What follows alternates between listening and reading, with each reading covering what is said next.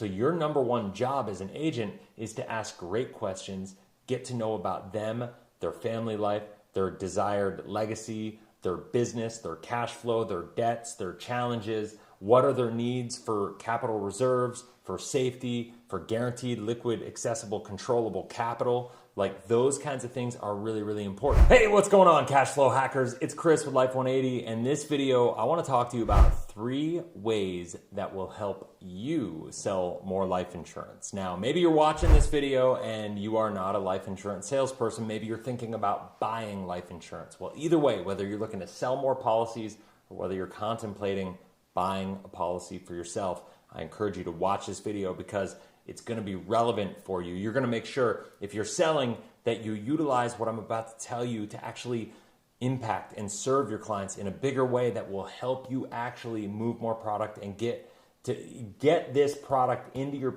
clients' hands because it's actually going to make a positive impact in their life. On the flip side, if you're looking to buy life insurance on any way, on any level, you're going to want to make sure that you watch this video because it's going to show you the things that you need to take into consideration when you're actually buying life insurance. So let's get into this. All right, so the first tip is work with people that have free and clear cash flow. Now, that may sound really simple and may sound obvious, but unfortunately, for a lot of people, it's not. Now, let me tell you, the number one thing that I find that life insurance agents are failing over is because they're chasing after the wrong people. What I know to be true is that people that get this, that understand life insurance, that understand permanent life insurance, properly designed whole life insurance, those are people that are already successful. Trust me, I've talked to thousands of people about this. People that are successful already understand this. People that are struggling financially don't understand the concepts and the principles of wealth creation. And so the idea of convincing them of utilizing a life insurance policy becomes exactly that. You have to convince them rather than just educate them as to how this will solve their problem and what role it plays as a financial tool in their tool belt of achieving the objectives that they have for their financial life. That is it. Now, on the other side, if you're going to serve people and you're trying to sell them, the other thing I would say is if people don't have free and clear cash flow, you shouldn't be selling them necessarily a lot of life insurance. You shouldn't be selling them a lot of permanent life insurance. This is where I would suggest that you help them get set up with a what we call a convertible term policy. That way you lock in their insurability, you help them get into a situation where they eliminate their toxic debt, they create more free and clear cash flow with good money behaviors, and then you can get them into a policy. It's got to be more of a long-term vision. And if you are somebody who is looking to buy a policy for yourself, my encouragement to you is don't stretch yourself too crazy. Make sure that you eliminate all your toxic debt before you actually go getting involved in a policy that's going to require more of your cash flow. As good as these policies are, it's all about financial efficiency, and you need to make sure that your toxic debt is taken care of before anything else. So that extends me into number 2, which is stop selling product and start solving problems. Now, when I talk to people about life insurance, when I get to know somebody and try to figure out what they're trying to accomplish in their life, talk to anybody that I've ever worked with, they will tell you that I spend almost no time talking about life insurance because life insurance doesn't matter if it's not about you and your problems, if it's not about solving the desired objectives that you have. I always say this, like it really is all about what are the problems that you are looking to solve and how does this tool, i.e. life insurance, help you solve that problem. If it doesn't help you solve any of your problems, then it's not the right fit for you. What I believe and what I have seen to be true over a decade in this industry is that when you design a whole life insurance policy properly, it typically solves plenty of problems, and there's a fit for almost everybody in some way, shape, or form.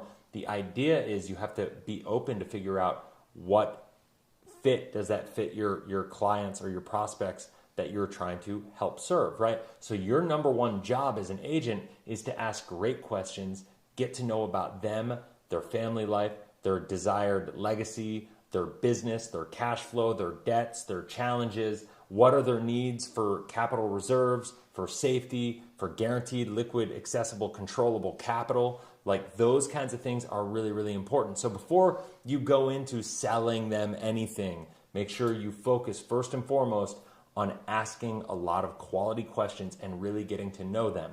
If you don't spend the time up front getting to know about them, their family, their business, their objectives, their goals, their dreams, what's important to them, how can you truly show up and think you're going to be able to serve them and give them any kind of information about a product that's going to fit their life in a way that whole life insurance does?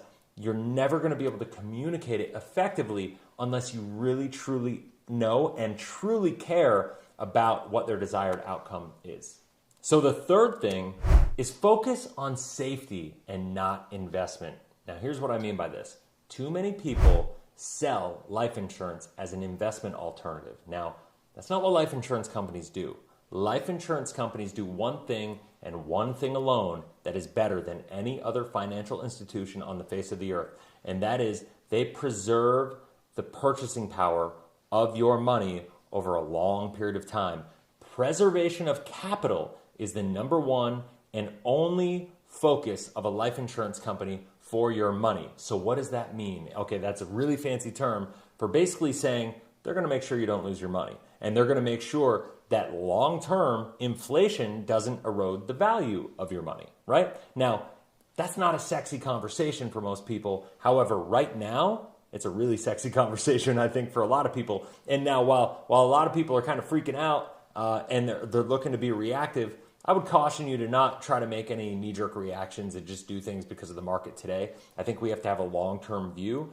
And I think you as an advisor, as an agent who's looking to go out there and coach people to be more efficient with their money, to coach people to understand how to structure their money better, safety has to be at the foundation of every financial plan. If you are not focused on building a foundation of safety first, you're never going to be able to be an effective investor. Here's what I know, and these are statistics that I've seen, and it's really, really scary when you really think about these statistics.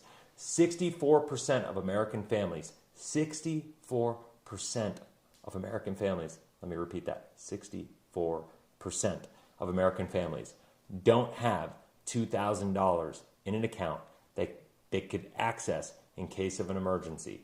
$2,000, 64%, that's 2/3 of America don't have access to $2,000 in case of an emergency. That is a scary, scary statistic. So here's what happens, and I've done this video called the Life 180 Pyramid, go check it out, but it talks about why financial structure is more important than anything else.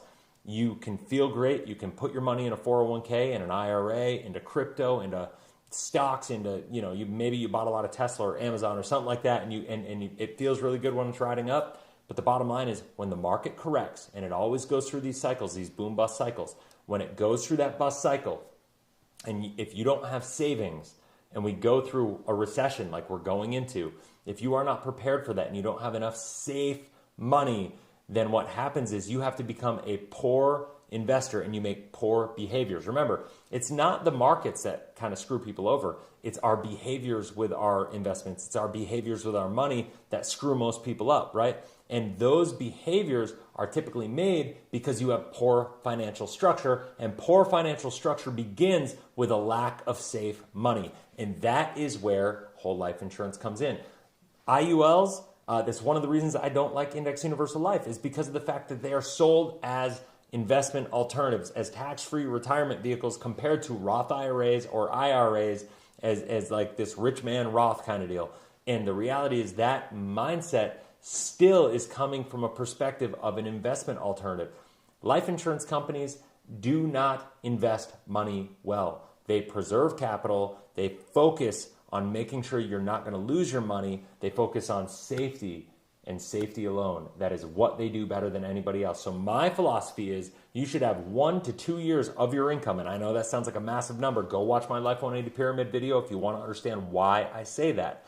You need 1 to 2 years of income in case of emergency and opportunity, because it's like Warren Buffett says, you got to make money when there's blood in the streets. You got to be greedy when other people are desperate. That's just the way it is. And I know that sounds kind of capitalistically crash, but what I can tell you is if you want to be able to catapult your wealth forward, you got to position yourself to take advantage of these opportunities. This is why Bill Gates, Elon Musk, Jeff Bezos, Warren Buffett, these guys really just catapulted their wealth forward and went up by tens of billions of dollars at the beginning of COVID when everybody else was struggling, because they have the safe money, they have the access to the liquid capital to take advantage of opportunity when the rest of people are struggling and they have to make fire sales. It's the pendulum effect. When things are really good, everybody thinks it's going to be awesome forever, and they don't save and they just over leverage. And then when it starts to go bad because of that leverage, people have to start making really bad decisions, and it's the people with safety who take advantage of that. And it's typically every 8 to 12 years, you have a buying opportunity. And right now, I just interviewed Harry Dent on the channel last week, and he's saying we're coming in to the sale of a lifetime, and this is what I'm talking about. And you know what? It's really important, you know. So if you are looking at this, if you're looking to sell it, or if you're looking to buy life insurance, do not think about it as an investment alternative. It can be an amazing investment, flexible investment tool from the perspective of it's going to allow your investments to be more efficient, right? It can be a great volatility buffer in retirement. There's a lot of things that it can do for you, but don't look at it solely as an investment, because it doesn't have the same profile as an investment. It doesn't have the same risk profile as an investment, right? It's not going to have the same upside potential, and it's not going to have the same downside risk. And so you can't expect the same performance out of it. To that end, I would say be very, very cautious about IUL. Make sure you study it and look up on it and research it before you put any of your money into it. And to all you IUL agents out there, I would encourage you to really study and look outside of the companies that are looking for you to sell their product.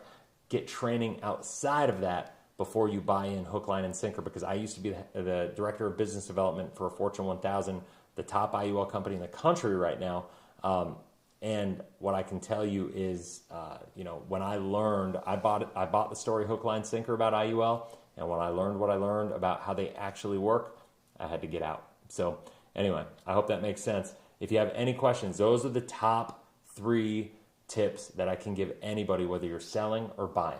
You either need to work with people that have free and clear cash flow, or you need to have free and clear cash flow. If you don't, or if your clients don't, get them set up with a convertible term policy so you lock in the insurability, you cover the insurance desires, and while you're doing that, you're not hurting their monthly cash flow in a horrible way. The second part is stop selling product and start serving people. Identify, help, communicate, build a relationship with them, learn what their challenges are, learn what their objectives are, and then figure out, learn the products that you're selling enough to know where they fit and solve those problems. That way you're going to be acting more consultatively than you are from a sales perspective. And then finally, stop selling life insurance as an investment, because it's not an investment. It is an amazing asset. I think it is one of the most powerful assets on the face of the earth, but an asset is not always an investment. I would say this is a more important asset than most investments out there, because it's going to make everything that you do, every asset that you buy,